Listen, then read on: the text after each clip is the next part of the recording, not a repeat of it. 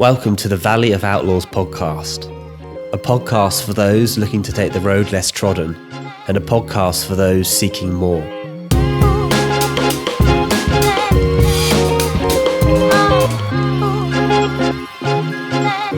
Alex, Hello. you are Outlaw number 15. Thank you very much. It's a Welcome. privilege. That's a real kind of honour and actually exciting day to have you on here because, as I've been saying to you running up to this, I think your journey in terms of being in a career path you didn't necessarily love and moving to something you did love is something which is going to be so relatable to so many people. So. Yeah. So anyway, first question I always ask people, in your own words, who are you, what do you do, and why do you do what you do? So my name is Alex Wright. I work in golf now. It's a huge privilege to be able to say that. And, golf has been a part of my life for a very, very long time. My dad took me and my younger brother down to a very small driving range at Huntswood in Burnham Beeches in Buckinghamshire when I was 6 years old. So that's where it started.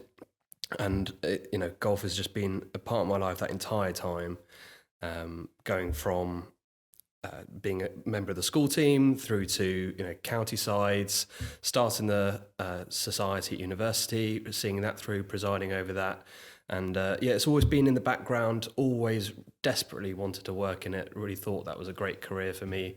To do something that you enjoy. I thought that was a really important thing when I was younger, and there were certain things that interested me, from mundane things, from possibly being a teacher or a policeman. I really loved the idea of doing something that's satisfying. But going to school, being part of academia, it went down a different path, but golf was kind of always in the background. Gone off a bit of a tangent, but I'm a golf manager at a golf club in Surrey. And I also write a blog on the side called The Surrey Golfer and manage the Instagram account alongside that. It's been a busy couple of years, but thoroughly enjoy it. No, I love that. So let's delve into then, why did you not go into golf straight away? Interesting one. I think, why did I not go into golf straight away? I think it was probably to do with schooling. We both went to the same school, and the most important thing at that school was they kept you busy, and I think it was a really good thing. That you didn't necessarily see yourself or get bogged down in one particular area. You got great exposure to lots of different things. Your day was jam-packed. You were heavily encouraged to do sport, heavily encouraged to do music, even drama, art, and other academics. But I think where that school might have done better, and I think it has done better in the last few years, seeing certain individuals come out of the school, is really champion individuality and real promise in certain areas, whether that be golf or rugby. In a couple of years below us, we've got some boys in the England rugby side at the minute, and I think that's really good if they can support them. But where the school wanted us to be very busy, I think I wasn't necessarily allowed to follow a particular path, or not allowed, but wasn't encouraged to follow a particular path. And I don't necessarily hold resentment for that, but I think if somebody stood next to me and said, okay, why do you want to do that? I think I could have given a good answer and could have given a good case. But what I ended up doing taught me a lot, whether it be about group work or other things at university and art and writing reports and communication. It's definitely good, and quite possibly I wouldn't be where I am today had I not gone down that path and changed. Who's to say? But it was. I'd say it's probably just the journey that I've been on over the last 10 years that made me think about a career could be a real possibility in golf. Do you feel like parents had an influence? Because I feel like for me with career path, I remember I wanted to do kind of like art as my university degree, and I always had a little bit of pressure, and not loads, but pressure to say, look, choose a career path and a university degree that's going to really set you up further down the line. Yeah, I think so too. My parents were, my dad worked very, very hard. he became director of his company in his 20s and stuck at it. But he was apprenticed in that company. It was a trade, and he became very successful doing that. And he did not go to a private school, a public school, whatever you want to call it. And so him being in the position to send his two boys to such a school, it was an investment. Yeah. And I think not knowing really about children, firstborn, what the right thing to do is, I was very much encouraged to listen to the school, go down a particular path with university, and follow that. And I my parents have definitely supported my career change. I'm happy to say that. But yeah, there was trepidation when I brought it up to the table. But yeah, since then they're very proud of what I've managed to do. And it's not just me. My brother felt it as well. My brother's, it pains me to say, is a better golfer than I am. But on camera now. That's on camera. Well done, Tommy, if you're listening. He was very good at schoolboy level. Got picked for the touring English schoolboy side. It's called the Swifts, and but it was at a time during mock exams, and the school didn't want him to do it because it was during mock exams, and so that kind of gives you a bit of an insight into what the priorities were when we were younger. But yeah, my brother is a very similar. Might be an interesting guest for you to have on in the future. Yeah. Will. But yeah, no, he's gone on to pursue his passion in his career, which is music. Yeah. And now works in Ministry of Sound as an A&R rep, and certainly wasn't something that he was educated in at university or even started to do during his working career. But he's done the right things, and we are now where we are as two Wright brothers, which is good to say. On the right path. Yeah, absolutely. Okay, what I want to ask is, what does happiness and fulfillment mean to you? And I guess, why does kind of that switch to the golf career probably give you that more than your previous career path? This goes back to that word that I started with, was satisfaction, job satisfaction. I praised that for a long time, possibly when I didn't have it myself. And yeah, I think that's it. I genuinely don't go to work. I drive down the road to the golf club and spend all day at a golf club, and that is amazing. I love that. I was so desperate during that time in my life when I was working in planning. I would have been a greenkeeper. Would have woken up at 4 a.m, sat on a mower. I would have done it. I just wanted to work in golf. Yeah. So happiness and fulfillment, yeah, down to satisfaction, and yeah, if you can work up every day and want to go to work because it's something that you really enjoy and is a passion of yours, and that's fantastic. I mean, looking back on the profession that I was before, which was a planning consultant, it's a difficult area. My real interest, very similar to yours, was design, architecture, drawing, the whole artistic side of that built environment.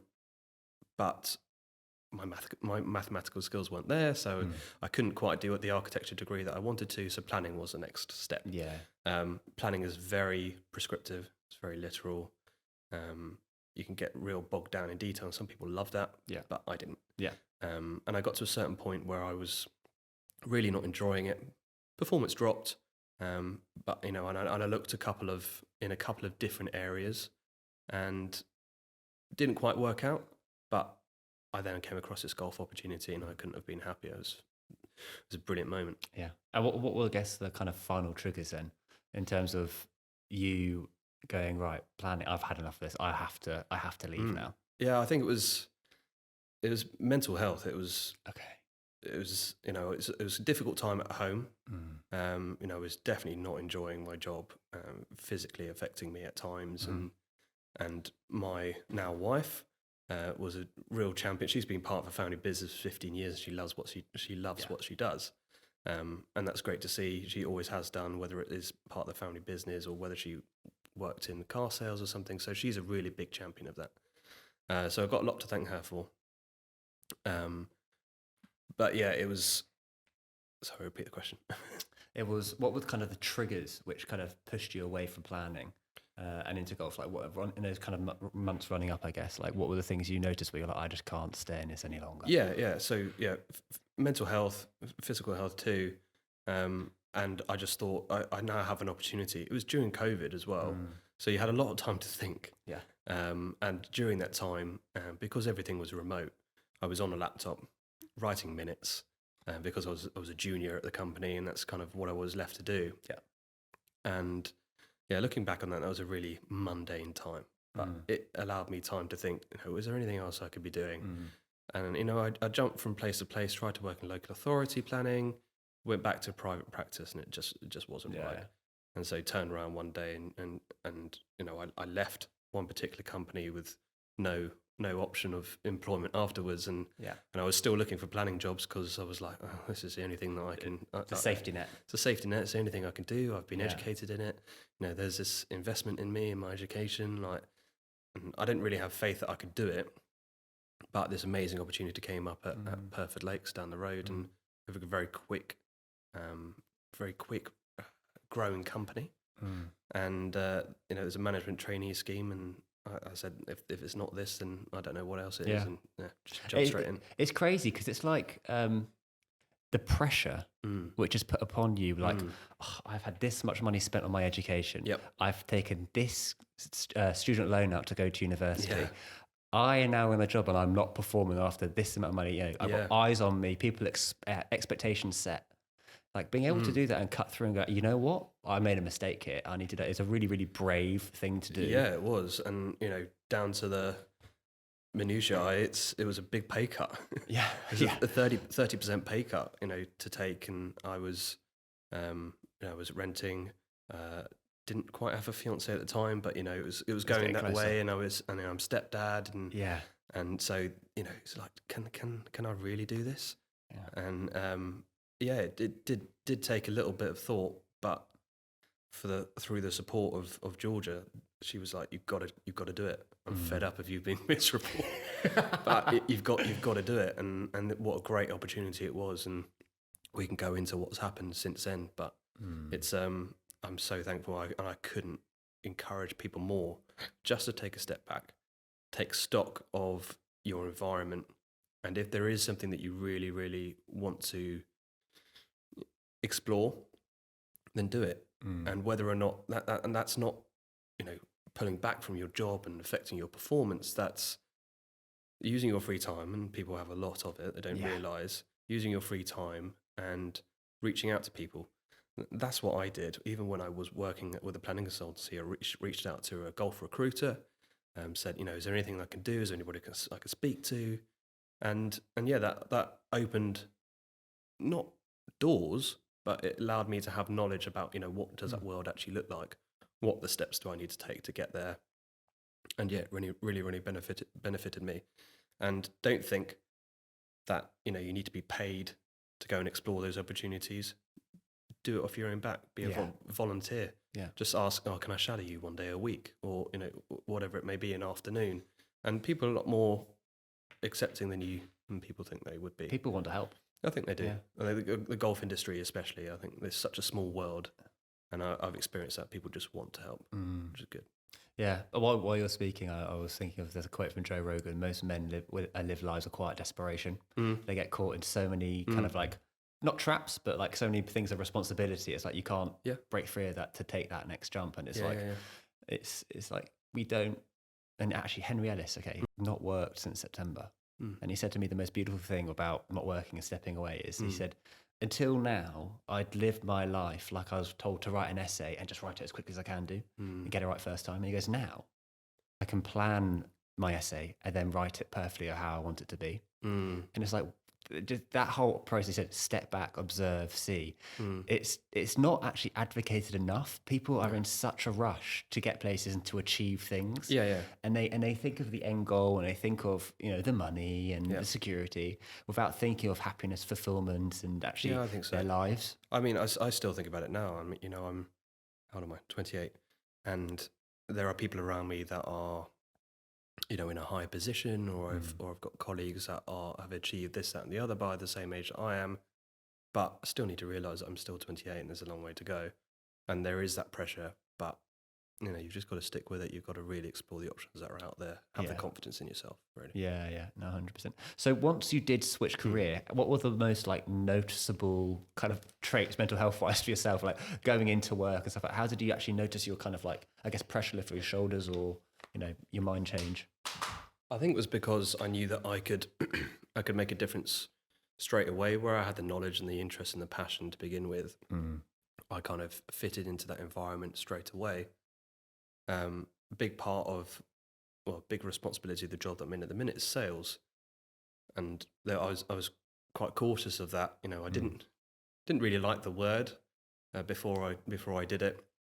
Thought of estate agents and car sales and tacky and pushy and intrusive, and I didn't know if I could do it. And my wife used to work for Mini, and she always used to say, "Yeah, I'm a good saleswoman. I was the second in the country in Mini," and and I thought, "Oh gosh, she's an extrovert." Yeah, and I class myself as an introvert personally. Yeah, at work is slightly different, which is interesting, but we can get onto that.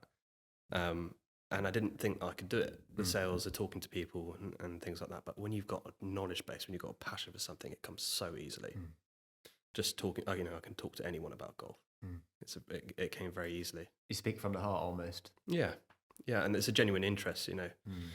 From asking a member, how he played the 18th hole. It was like, that's probably pretty mundane to, somebody on the bar staff asking that question. Yeah. But I find it quite interesting. Yeah. And I could ask the same question over and over again. And in terms of in the day-to-day work, how was your kind of like, I guess, energy levels and enthusiasm kind of different? Oh, I don't clock watch. I don't take toilet breaks. It's simple. It's as simple as that. I can happily get into work at 7 o'clock in the morning and leave at 7 o'clock at night. Yeah. And the day just goes like that. Yeah. And it's and a big part of the job is, there's a lot of communication, there's a lot of email work with sales, and you can get bogged down in it, but it's something that I enjoy. It's just having conversations with people. It's a great environment to be into. Perth has just gone through a big renovation project. There's £2 million investment into the clubhouse, and so it's a lovely place to be. And I think golf clubs in general, just if you like golf clubs in general are just a nice place to be. Yeah. Clock yourself down in a corner, and just get to work. It's amazing. I genuinely don't feel like I work at all.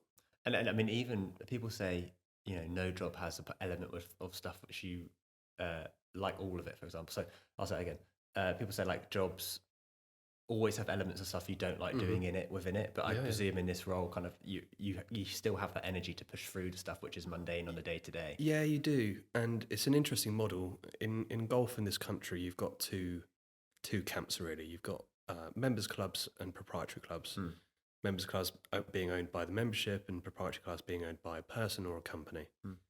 Perfect is the latter. It's actually operated as a charity, so it's that little bit different as well. But it means that we don't have a committee. We have real autonomy on site. We can make the decisions really quickly as a management team. And so where if you did work in a members club and you had a slightly difficult committee, and it does happen, there will certainly be times where you're thinking, why am I doing this? It's difficult to get through the day to day. I think places are getting better. Clubs are getting more commercial. They're bringing on boards and good expertise, and they're letting the managers manage, which is really important. But at Perford, there isn't too much, because of the type of company that we are. There isn't too much in the day to day that is a struggle, because we can act on it really quickly. We don't have to, worry about whose feelings we're hurting, or we can make a decision really quickly, and it's for the benefit of the club. Always. Yeah. And as long as it's kind of, I guess, data led and kind of like it has to be justified. validated. Of course it does. Yeah, of course. But there isn't. I mean, I touched on it just briefly there. It's with my particular role. It's sales. It's membership sales. It's golf society sales. It's getting people through the door, basically. And a lot of that is communication. So sometimes bogged down on calls, but it's about managing your day, right?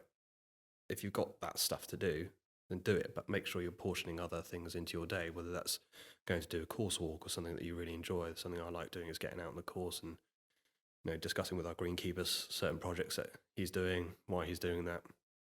being out in a clubhouse, walking amongst the members and the guests, just checking in. That's a big part of sales as well. But you've got to be quite disciplined with your day. Otherwise, you will get days where you don't want to be there. But you're in control of your own destiny with that regard. And your confidence just seems like so much higher consistently across the board, I imagine, as well. Yeah, it is. And I think if you invest the time, the people around you start to respect you a little bit more. I think especially at a golf club, if you're seen and if you're seen to take an interest, if you're seen to be listening. I have a good relationship with the members, and because of the social media activity that we do, people know my face before they enter the building. Yeah, which is quite weird sometimes. It's like they just shake my head like, "Hi, Alex," and I'm like, "I've got no idea who you are. I'm really sorry." you go along with it, but it's it's very, very lucky. Yeah, very, very lucky to be where I am. Yeah. And do you think that you become kind of, I guess, more ambitious for yourself as well? Yeah. In personal life and stuff, like when you're starting to do something which you love consistently, do your dreams get bigger? Like how do you reckon that kind of changes for you? Yeah, I think it does. I mean, I'd absolutely love working at Perford, and we were speaking off camera about certain things that have happened over the last 6 months at Perford where. We now have a general manager. I'm the golf manager there and deal with sales. But working alongside him has been absolutely fantastic. It's been really influential, learnt a lot through him. But there's still that ambition. You just, wherever you're working, you want to work for the best, right? I was quite lucky. I walked into a planning consultancy that's just been voted the planning consultancy of the year. So it's and it still didn't satisfy you. It's not that. They're still a fantastic company, don't get me wrong, but it just wasn't for me. But what I'm trying to say is that you always want to, no matter where you work, you just want to work for the best. Yeah. If you're a footballer, you want to play for Real Madrid. Yeah. You just want to get to that top level, and for me, that's a top 100 club, whether that be in the world or England to begin with. And I've learnt a lot at Perford, but I don't think there's any secret that I want to better myself and see where I can get to. I don't have anywhere in particular that I'm particularly aiming for, but it definitely makes you more ambitious. And who's to say it might not be club management? I do a lot of writing outside and run my blog and things like that, and I take real enjoyment from that, real satisfaction from seeing pieces that I write in magazines and see my name in there. It's that could be an option. Yeah, not sure. Let's talk about that. I'm quite interested to go in. How did that start? So it's a really good, not story, but nice thing to delve into. I played a lot of golf solo, probably just before COVID. Joined a club called Fox Hills around the corner from me. Used to just nip out there on my own. Didn't really have anybody in the area to play with. Still loved it. Still try to get out there as much as I possibly can. Met a few people through the club, but that wasn't really like a group that I could tie myself down to. And then I dove on Twitter. Always liked taking photos of golf courses. Yeah.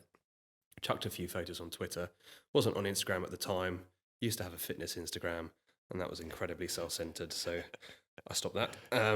And then just went on Twitter. Wanted to stay away from Instagram, but could just feel the golf Twitter is big. It's really tight knit, and so I started to speak to some really, really cool people that I didn't think I'd speak to, whether that be Zane Scotland or some of the guys in No Laying Up or the Cookie Jar guys, and created a few bonds there, which was great, and asked a few questions like, are there groups out there that I could start playing with? The answer was yes. There was a group called the Royal and Ancient Club of Dishonourable Golfers, RACDG, and that kind of was really born out of COVID. And the WhatsApp groups they had during COVID were fantastic. Really, really good kind of fellowship in golf. You could just talk golf nonsense the whole time, and it was great. And I got to meet people, travel the country, play different golf courses, and that was fantastic. And so because I saw these new golf courses that I started going to, and I'd had a bit of a repertoire before. Started taking pictures, started getting more interested about the history of the clubs that we were playing, and so I started to just jotting a few things down, and that became. I think I started the blog before I then hopped onto Instagram, But hopping onto Instagram with a blog behind me, the platform grew quite quickly. So I think I've got shy just 3,500 followers now, which isn't massive, but on a golf account is actually quite big these days. And I love writing. Everywhere I go, I try and make a few notes, and I'm probably 5 or 6 golf courses behind in terms of where my writing should be, just because of the time and work and things like that. But yeah, I love it. And I take real pleasure in going into detail, and it's not literal reporting. It's not like, the third hole's a dogleg right, it's 249 yards. It's not that. It's more about the story behind the golf course. It's the experience of playing it, who you're playing it with. It's a whole holistic description of your play, really. It's slightly poetic, the ones I've read, which I quite love, actually. Yeah, which is funny because I was terrible at English at school. I was just going to ask you this. I was going to say, like, English and writing, rubbish. And this is the thing, it's like once you find a passion and you've just got the energy, no matter what you were good or bad at school, it doesn't actually matter, because once your brain's switched into one where you can just go and do things in a completely different manner to how you were. Yeah, I think that's exactly right. I mean, I took a little bit of pleasure at school writing descriptive pieces, but school was really English at school is reading comprehensions. It's essays about something, and I couldn't quite get my teeth into it like I could do with art or design or something like that. But just writing about something that you're really interested in, it comes really easily. Really easily. It's just a form of creativity, I guess. It's a way of you kind of expressing yourself and your journey on that. And the photography part of it as well is great. And I like to think I've got a good lens for particular areas of golf courses that interest people, and with the Instagram account alongside the blog, I think it works really well. How has the Instagram account and the blog kind of opened doors for you personally in that kind of space? Yeah, massively, and surprising at times as well. I was approached by Chris Bertram, who's the editor of Today's Golfers. He's the top 100 editor, the contributor there. And got invited to be on the panel for the county rankings, national rankings, and UK and Ireland rankings. It's been a really interesting experience. Rankings are incredibly subjective, but I'm glad that my observations on golf courses and musings are when I see them in the magazine, that's great to be listened to and hear my thoughts are of value. Had a few of my photos in the magazines as well, which is great. I don't get paid for it at all. It's just peer recognition is quite big for me. I'd like to think that what I'm doing is of value to people, and they're interested in it primarily. I got to go to Ireland at the start of this year. Went to Rosapenna, had a fantastic trip for 2 days. Got very un-Irish weather. It was amazing. Fell in love with the new course, St Patrick's Links, and it really opened my eyes even further to golf course architecture and the appreciation of that. So lots of other things as well, but that's the primary one. It sounds almost like the writing and the blog and the photography part is like the ikigai. The Japanese saying ikigai. Yeah, it's like your thing you do for life, which you never stop. Like that for you, the way you talk about it and the way what you're trying to get out of it. It's solely personal for yourself. Like there's no kind of like transactional deal in what you're doing. No. And obviously the day-to-day golf is not like that as well. But I'm just saying, like, I can imagine you will always write about your passion about golf. Yeah, I think so, definitely. I will always do that. I think there's enough golf courses in the world to go and see. And I've got grand ambitions to see them all. But I don't think that will ever stop. I think golf is this amazing sport where it's incredibly self-reflective, forces you to ask questions about yourself, but it's also the environment in which you do that. It's stunning environments, places in the world that you possibly wouldn't even be able to step foot on had it not been for a golf course there. You take Bandon Dunes in the middle of nowhere. Mike Kaiser builds something that shouldn't be there. Had this amazing idea, and it's that whole premise of build it and they'll come. And I think that's amazing if you've got the foresight to do that. I was listening to a podcast. There's a top 100 podcast about Tara Iti and TRI and how Tom Doak could be just landed on a site by the site owner full of trees and say, yep, that's that green site. Stand here, that's a tee. You've got that finishing point there. That shot frame. Amazing skill. And I think if I can delve into that a bit more and kind of bring that to life in writing or photography, I think that's something I'd love to do. Yeah, or will always do. It'd be so interesting just to see like the comparisons of you doing it from the start towards the end of your life when you're still doing it. Yeah, and the way you observe, because even going back to the same golf course, you see things you haven't seen the first time. Oh, definitely. I mean, even just I've repeated playing golf courses a lot. I'm not ticking boxes. I'm not going from one to the other. Golf is golf for me. It's not game. It's not chase. But yeah, going back to some of my writings, after I visited it a couple more times, I'd like to revisit. I'd like to rewrite them all, but I don't have the time to do that, unfortunately. But writing style changes. Your observational lens is very different.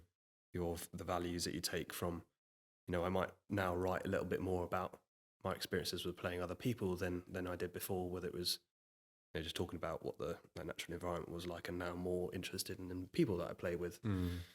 I think that's probably is the case. Recently started, I think it was April this year. It's called a society called the England Golf Collective. And group of really, really cool people, from all walks of life, but, we're friends first and foremost, and take real pleasure in telling stories about, the games that we play, who we play with, and, we create some really cool events, and we do some great things, but it's about the people. It's not about the golf courses. It's, golf is an amazing vehicle. And what you said earlier about also the mindset in golf as well, playing individually or together as well, that kind of connection you have through it. Yeah. Talk to me about that as well. Talk to me about, how has golf helped you maybe in your life in terms of dealing with stuff? Massively. I went to, I guess the first time it really had an impact in me with putting circles around me was at university. Went to University of West of England in Bristol, and there wasn't a golf club. Bristol's not great for golf as a whole, and so I wrote into the student union before I went there and said, look, what's the deal with the golf on the sports side? He said there used to be one about 10 years ago, and it's kind of fell away. Hasn't been any activity on the site since then. And I was like, okay, well that's wrong. Let's do something about that. And I wasn't the only one who was thinking the same thing. In my cohort, a couple of people, we managed to find each other, and we said, right, next year we're going to build the golf society. And so there's still guys there that I still meet. Some of them even work in golf now, which is really cool.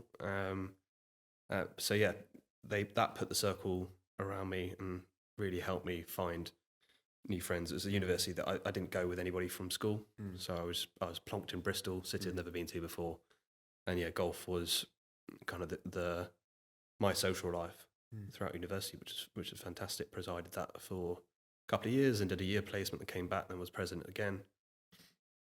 I absolutely loved it. Really, really loved it. It kind of opened my eyes into managing a team, communication, marketing. We did big membership drives, got over 200 members in the first year, and then the year that our final year we were nominated for Sports Society of the Year, which is great. So it was a really good journey to go on. But kind of going on from that into real adult life, being a part of that society that I mentioned before. My two best friends now are born from golf. Amazing stories, really. I met Craig in Skegness, of all places. He drove up from Kent even to play 18 holes at a golf course up there, and I went down with another group and we met and became firm friends. And the other story is even crazier. It's Oscar, and he was in Australia at the time with his wife, who is Australian. Oscar's Finnish, so he's got a really weird accent. But yeah, he reached out to me on social media. Was like, dude, you play some really cool golf courses. Moving to London, I'd love it if you can get a game. And I was like, yeah, that'd be cool. I get propositioned fairly often Yeah. at golf, and you can't say yes to everything. But yeah, he turned up in London and was like, yeah, "Bro, I'm here. It'd be great if you can get a game." And there's just something about Oscar. He was a youth pastor before, and I just started my walk in Christianity, and I was like, okay, let's Trust it. let's trust it. Yeah. Let's get him down, and I really trusted it. And invited him down to Sunningdale for the first time, and so blew his socks off. So that was friendship from there. It was pretty easy. It was a pretty easy journey from there. But yeah, these two guys are fantastic guys. I can connect on them on a level that I can't with anybody else. Of course, golf stitches us together, but I would not have found these two guys if it wasn't for golf. Fairly new relationships, and we've known each other for a long time. And we've got other friends that we've also known each other for over a decade. But these two guys, within the last 3-4 years, they've become firm friends. Like I said, golf is an amazing vehicle. You can meet so many different people, and from all walks of life, and they're all, on the whole, willing to give you their time, which is all you can ask for. And they're all passionate about staying outside for 3 hours, and Yeah, it's a game. And I guess also, what's your kind of like, what do you reckon you learned from actually just playing the game itself, which you apply across your life as well? it's patience and discipline. I think my golf temperament has changed massively. As a junior, I was awful, so there was a lot going wrong all the time. So there was a lot to be angry about, and I've got better, so there's less to be angry about. But I've thrown clubs, broken clubs, sworn. I've got angry, walked off golf courses mid competition, all sorts of stuff. And I think playing with other people and knowing that that's the wrong thing to do makes it pretty plainly obvious. But yeah, my temperament now is, once you hit the ball, there's nothing you can do about it. Yeah. But now it's much more of the experience now. I play a little bit of competitive golf. Managed to get in our Harvard Hewitt team last year, and that's a whole different area of golf, which is really, really interesting, great fun, but is intense. And competitive golf is not really my be all and end all. I'd much prefer to sling a single strap over my shoulder on a Sunday and walk 18 holes in 2.5 hours with a friend and just have a natter. Really, yes, hitting a great golf shot is incredibly fulfilling, but it's more than that. It's a break. Yeah, it's a break. And there are times even when I'm out by myself, and to have like 2.5, 3 hours by yourself and not say anything, is quite nice actually. Yeah. Allow your thoughts to lead. Yeah, it is. Yeah, I can, apart from being asleep, and unless you sleep talk, there is, there's very, very rarely a moment in your day where somebody's not talking at you, you're not hearing something, you're not speaking yourself. So to put yourself in a situation where you just be quiet, it's really nice. And when we were talking about when you were working in the job you didn't love, Georgia was saying you need to change your career. So how have you changed at home as well? Now you're in a career path and you're doing something you love every day. Yeah, I think it's great. I mean, it's nice as well because Georgia and Grace get to come to the club, and they get to be with me if they want to, then come down for a coffee. And so I spend, even though I work more hours, weirdly I spend more time with them in a weird way, and that mathematically that might not make sense, but I feel like because I'm happier, because I'm not worrying about things when I'm with them, it's a much more valuable time. Presence. Yeah, it is, and it was really disconnecting working, having to go into London every day, coming back. It was very much like there and here. But yeah, being closer to home, and I'm very lucky where I live, real epicenter of golf in this country. I walk outside my door, I'm on the first tee at West Byfleet, turn right, I'm at New Zealand. It's an amazing place, so I don't foresee myself having to go that far. So actually having family life and work life quite close together is actually quite valuable for me, and valuable for us as a family as well, which is nice. Do you think you've become a better partner and stepfather? Yeah, I think so. Grace is really into golf, which is amazing to see. Was she into golf before though? No, so I came into her life. She was 2.5 years old, and I put a golf club in her hand straight away. Went down to Top Golf, tried to make it as engaging as possible. But in this last year, she's taken a real shining to it. She watched this amazing documentary on Netflix called The Short Game. It's about the best 8-year-old golfers in the world. And I think I showed it to her when she was 4 and she was just not interested. But I showed it to her when she was 8 and she could relate straight away. And she was like, wow, these kids get medals. This is the thing. And so we now have a really nice bond over golf. She goes to lessons at the club. She joins me down at the range sometimes. So like my bond with her is massive. And yeah, same with Georgia as well. Luckily enough, she loves the game. She can't play it. She's too much of a perfectionist. She's just not right first time. It's not worth doing. So, but yeah, home life is great. Yeah, we got married this year, and we're much tighter than ever. It's a lovely thing. I think that people who maybe are struggling in a position where they don't feel they haven't got a path, they don't know what their direction is, and hearing you say, okay, you now have like an ambition for where you want to go in the golf world, like you want to work maybe at a top 100 golf club in the UK or the world. Like, did you have that from the start? Or was that something that once you got in that pathway, you started to be able to see the path? Yeah. Because so many people are lost, they don't know what the path is, and making those little steps forward help you, I guess, open your awareness Definitely to what's possible. I think because I played at some really nice places before, I knew what was good and what wasn't.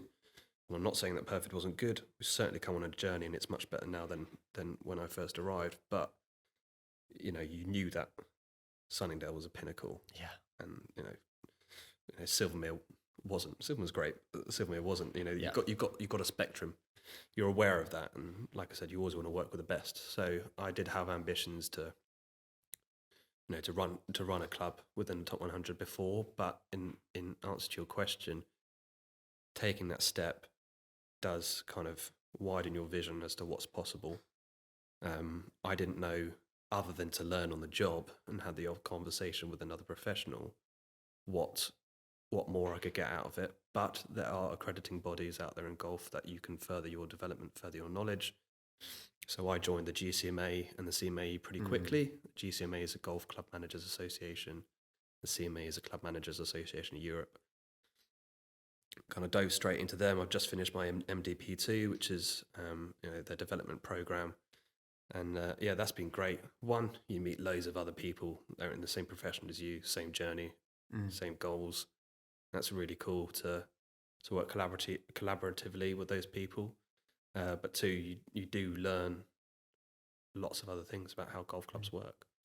Like I said, there's these two camps in golf in this country, proprietary and member owned, and you learn different parts from different clubs, and you can bring them back. And I know for certain what I've learned at Perford, I will definitely try and take to another club. Clubs are getting better. Clubs are getting more commercially minded. But yeah, Perford's taught me so many things, so many possibilities that golf has been sleepy on. Yeah.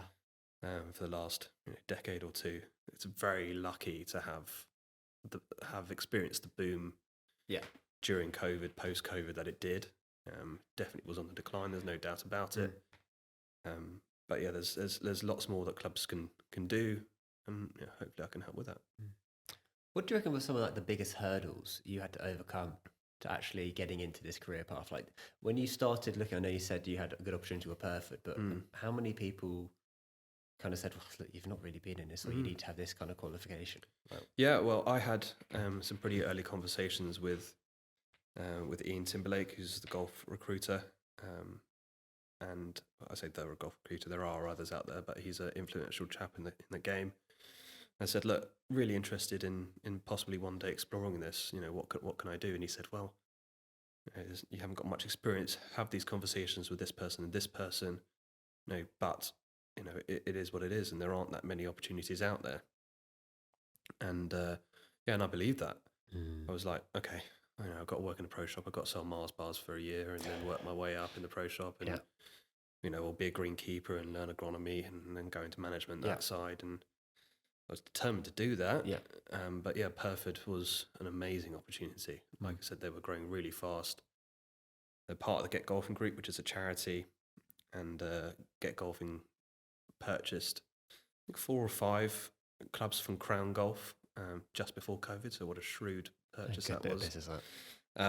And yeah, they were growing really quickly, and the game was too. So they needed somebody to come in and work with the GM at Perford, and yeah, that was me, and it was growing really quickly. So the GM actually then was promoted to sales director of the group, and then I stepped into his shoes. So yeah, it's been an amazing experience. It's like really fast learning, and I learn quickly anyway. But yeah, I don't think I would have got the opportunity that I did with anybody else. Yeah. Because of one, how golf quickly was growing, but two, the type of company it was. They gave me a chance, which was great. Yeah. What was your determination like? So, when he says, there's a very limited kind of route you can go in, like, how determined were you to go, well, no, I'll just find another route? Well, I didn't give up, but, I stuck with planning at that point. I think, gosh, I can't even think of the years. It's gone so quickly, but I've been at Perth for 3 years. So that was maybe 4 years ago that I had that conversation with Ian Timberlake, and carried on, changed the type of business within planning a few times. But then I was like, I'm just going to do it anyway. Yeah, I've just got to jump into some form of golf position, and that was my determination. I've just got to do it, and big risk, 30% pay cut with the family, like I said, but yeah, I don't look back at all. Did you suffer from imposter syndrome once you got in there as well, or do you suffer from that now when you're? Not really. I've thought about this before, and not that I'm self-confident, but because I have this knowledge base, I feel like I've got something to offer. And golf is a small world, and I think people on the whole do take time to listen to your views and opinions. And so if I walked into a room at a different golf course, I feel like I could hold my own. Yeah. I don't think there's imposter syndrome as such. Maybe I'm lucky that in that respect, but I don't know. I don't think I have experienced that. Okay. Interesting. Yeah. It's interesting because a lot of people, when they go into something which they're passionate about, they put more responsibility on themselves to get it right. And so there's like musicians, for example. Oh, I love writing music, but I'm never going to perform to someone because what if someone doesn't like my music? I mean? And so it's quite easy for people to actually see that. And again, that's almost seen as another hurdle as why you wouldn't want to take the risk and ruin this dream you've got in your head of this perfect career path. Yeah, I can understand that, but you've got to. If you are going to make that jump into your passion, you've got to have self-belief. Otherwise, you're never going to do it. So, I haven't really experienced that before. So, no, fair. Interesting. What kind of advice then would you give people who are, starting to consider going, right, you know what, I'm gonna leave my job and kind of find another path for myself, which gives me more fulfillment? Do it. Simple. Do it. I'm a big advocate for that. It's helped me massively. You've just got to do it. My brother's done it. I'm talking to a couple of people in the club, trying to find out what they're interested in and trying to support them. But like I said earlier, use the other time that you have to learn more about what you're interested in. Yes, you're interested in, but become knowledgeable, so that you can have a conversation with the people that you need to. But don't be held back by remuneration. Sometimes the risk is worth it. Did you set expectations on yourself once you did it as well? Was there kind of like did you go, right, I'm going to try this for a year or 2 years, and if it doesn't work out, I'm going to have to go back? Or was it just like, no, this is it? I knew pretty quickly that this is it. I couldn't go back. I couldn't go back. No, fair. And my dad, when I first started, he was like, like I said, he came up in a trade and hardworking guy, and he said, right, you've got to treat this as an apprenticeship. Yeah, you're here for 2 or 3 years, learn what you can, and then you're going to be afforded the opportunity. I was afforded the opportunity within a year, so that happened pretty quickly. But there's no doubt about it. I've continued to learn, continued to develop. So about expectations, in maybe a little bit more detail on the sales side. One, didn't think I could do it. Picked it up pretty quickly. Yeah. Found out that I was actually quite good at it. Yeah. But now expectations are top salesman in the company, and I actually achieved that yesterday. Nice. which is cool. That is so cool. Yeah. So that's almost doubled income from last year into this year. So yeah, worked really hard at that, and I kind of had to eat a bit of humble pie. No, I didn't like I said, I didn't like the whole premise of sales. Wasn't something that really sat that well with me, but it was quite competitive in terms of seeing those leaderboards. We have a CRM system, and everybody's managed on performance primarily, and the money that you bring into the charity. And yeah, I quite like seeing my name climb up there and set expectations, set goals, and when you achieve them, it's a great feeling. It's quite interesting. This you just said eating humble pie about sales. Like, were you insecure about sales? Because like for me, I would be super insecure about having to put myself out there to try and convince someone, unless I was really convinced of it. Yeah. But and I can understand why people would have like a kind of mixed feeling towards that, because end of the day, 95% of the people you see selling stuff are doing it just to be paid themselves. They're not doing it because they really, really love it. Yeah. Oh, I had this conversation with my GM in our one-to-one the other day. He was like, "Okay, well, what is it that drives you?" And as a salesman, I didn't say money. I said peer recognition, and being atop of a leaderboard or being commended on something, and apparently that's quite unique. That's quite different for a salesman. But yeah, it's not remuneration. I like seeing the total figure, but like my pay is based on commission. Yeah, part of it, and that kind of it happens quite naturally. It's not a massive driver for me.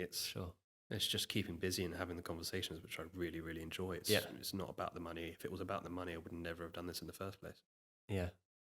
Well, a relationship with your parents as well, since you've moved into this, has it improved? Or has it just got, or maybe not improved, but stronger, more trusting? Well, I think they're really happy that I'm happy now. Yeah. In the profession that I am. Yeah. I definitely have more to talk about.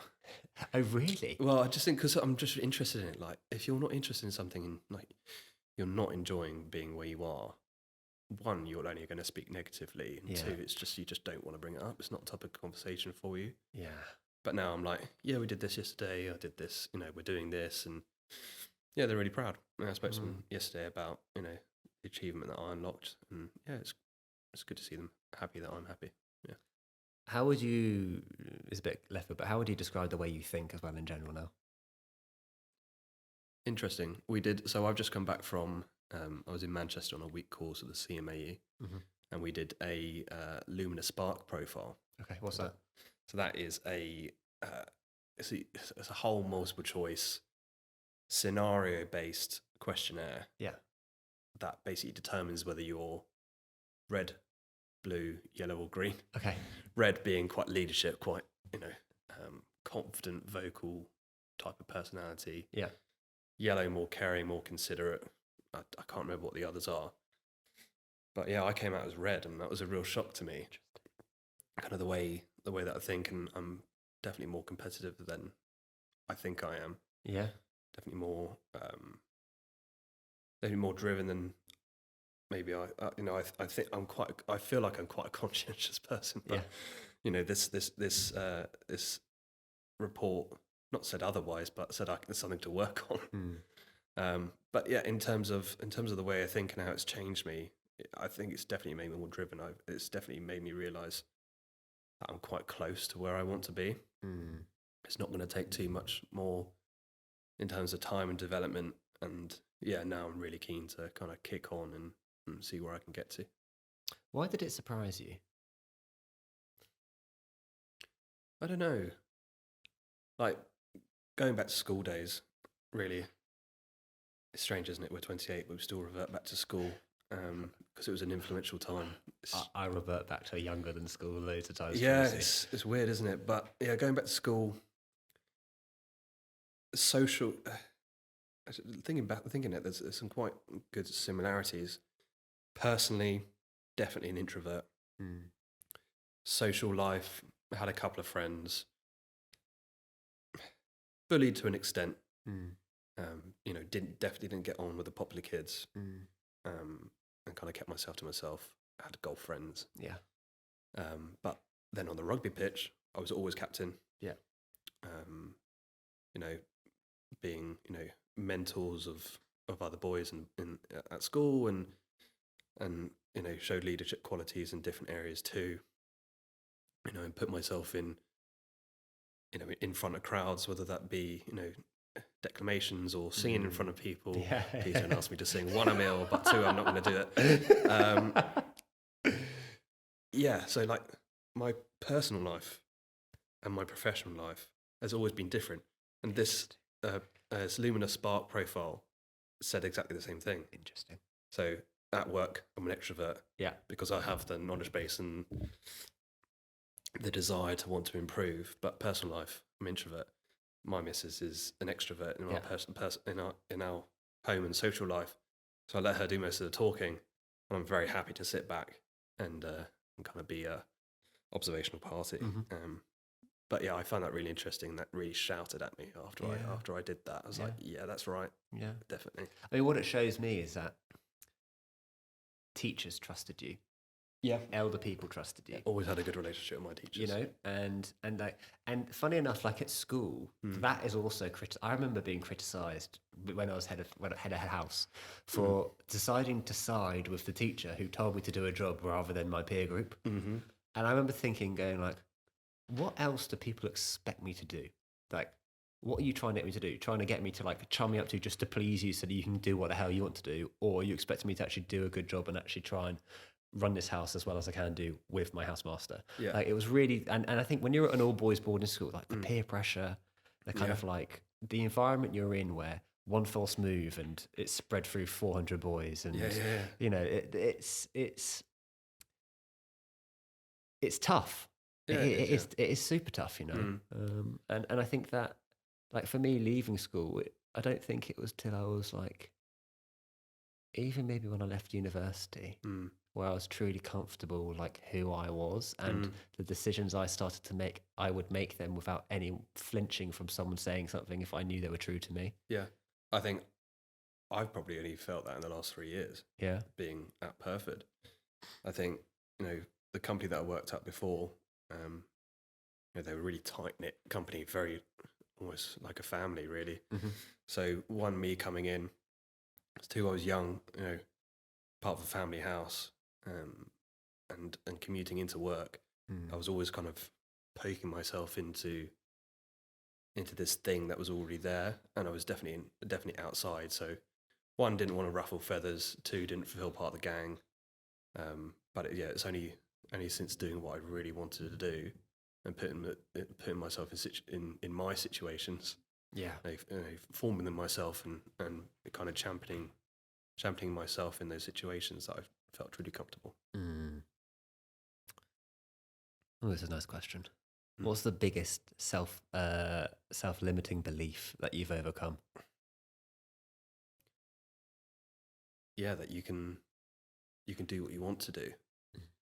Yeah, I mean, I don't want to keep repeating what we've said, but it was to go through that schooling, to go through the university education, the psychometric tests at school that pointed you in a certain direction, to do all that, to give it a go, and then the reflection to say, it's not right, I'm not happy, that was huge. Yeah, I'd do it all over again. Definitely, but I still think back and think, would have liked to do the golf management course at Bournemouth or whatever it was. But truthfully, because of the age that I am, I don't think I would have got any further. Really? No. That's really interesting. I think golf is still this this thing where wisdom is valued.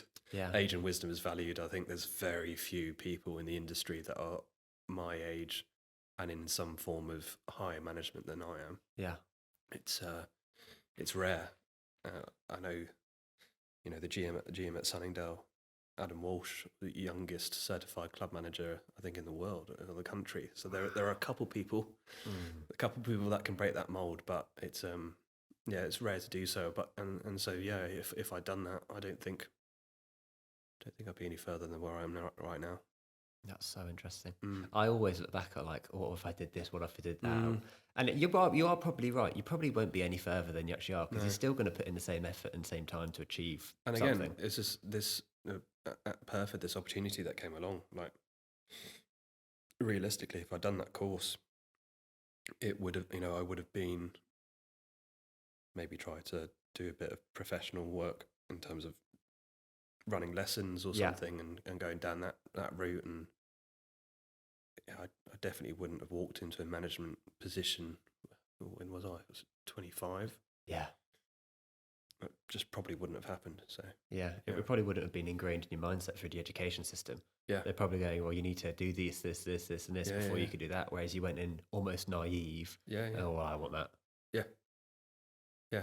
But it's afforded some great opportunities. Quite a few people had faith in me, so lots of people to thank. Dan Lucking, who was a GM at Perford to begin with, and his amazing chain of events. Left my job on, I can't remember the days of the week, but left my job on a Friday, found the job that afternoon, applied for it. Georgia and I are like, what's going to happen. We sat down, prayed about it, opened my laptop, and there it was. Wow. Which is amazing. Wow. God is good. So thank my wife. Dan gave me that. Met him on a Friday. I think gave me the job on the Monday. Yeah. And went straight in and just loved it ever since. And then our CEO Ed kind of gave me the nod a year in, said, "Okay, you can take the reins. Nice. Done a really good job." And unfortunately, he passed away last week. I saw that. That was really sad. Very, very sad. Very, very influential guy. Not just at Get Golfing, but he was an amazing golfer. Top 50 in the world amateur back in the day. Only this year won the French senior amateur. Wow. A very influential guy. Very, very sad for him to leave us. Yeah. Do you think that in this career path when you're following a passion, it's easier for you to find real mentors as well and people to look up to and go? It's been really easy. Yeah. Yeah, I think golf is an amazing place, but I'd like to think it's the same for other industries. Yeah. Where there are other people out there that, want to give you their time and want to see the younger people develop and get better. But yeah, I've got a couple of mentors now that I know that I can ping them an email or pick up the phone and say, look, I'd like to explore this opportunity, or what do you think of this? And did I do the right thing there, or whatever it may be. Maybe I'm lucky in that sense, but yeah, I've got a really good group of people around me, which is great. Right. Final couple of questions. What are the keys to succeeding at following your dreams?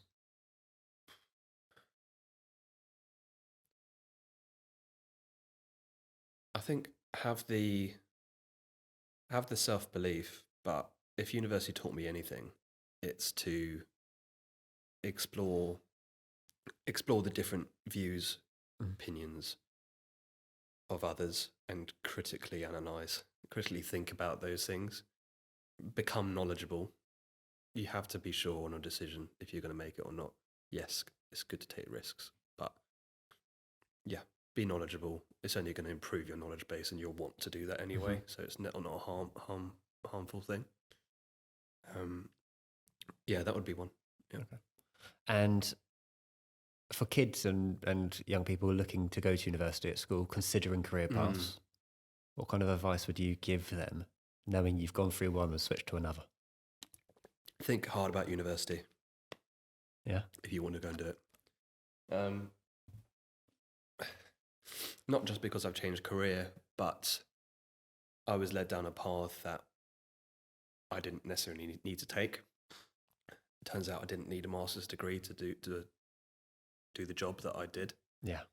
And then most of my master's degrees, my teachers were on strike. So there's a lot of that going on. Great investment of money, that is. It's a great investment of money. Fantastic. And think long and hard about it. You don't have to do it. You really, really don't have to do it. There's no rush. There's no rush. One, take a year out, consider your options. If that's something you want to do. But you don't need to do it. Okay, final question. And it's an interesting question because it'll be for Gracie as well. But what's kind of like the one lesson you'd want to teach your children, Gracie, about life and happiness? Yeah, it's a daily topic really for us. And we took the decision to homeschool Grace, and me coming from education and further education and further education, it was an interesting decision to make. But like I said, before we made that decision, I made myself knowledgeable, to the reasons why we were doing that, what's out there if we did choose to homeschool. Turns out where we are is a hive of activity for home education. Loads of stuff going on. And you've got to, I think with your children especially, you've got to support the environment they're in. But parents, you've got to be knowledgeable about what's being taught to your children. Know what the syllabuses are, and this is really detailed, but know what your syllabuses are, and just be aware. Don't have blind faith in education, because sometimes it doesn't work. And really champion their interests. If you can start that from an early age, like Grace already says that she wants to be a professional golfer, and that's amazing to hear, and difficult journey, but if she wants to apply herself, then she certainly can. And it's just our job as parents to really help and support that. What do you say to her? I said, do you know how difficult it is? Her watching that short game documentary and now seeing where those 8-year-olds are, half of them are now not to be seen, but the other half, Amari Avery, I think she's the 3rd best female amateur in the world right now. Wow. And Grace is enamored about that, like that you could be really good at 8 and then still be really good at that age. And she knows it's a journey. But like going back to our school and how it made you really busy and made you good at lots of things, I still think there's a lot to be said for that. Grace loves her dancing, her art, lots of other things, and golf is one of them. And I'd love for her to be like, I'm going to chuck my interest and time into golf and dedicate, but she's 8 years old. Yeah. She's got time. And she's got loads of time. Yeah. And, but yeah, she's really, really keen to do it, which is great. And she's got all the physical attributes. She's nice and tall, got levers and all these things. So, but yeah, you got to be your child's encourager. You got to support them. You've got to be knowledgeable. You've got to get in their world. You've got to get down to their level.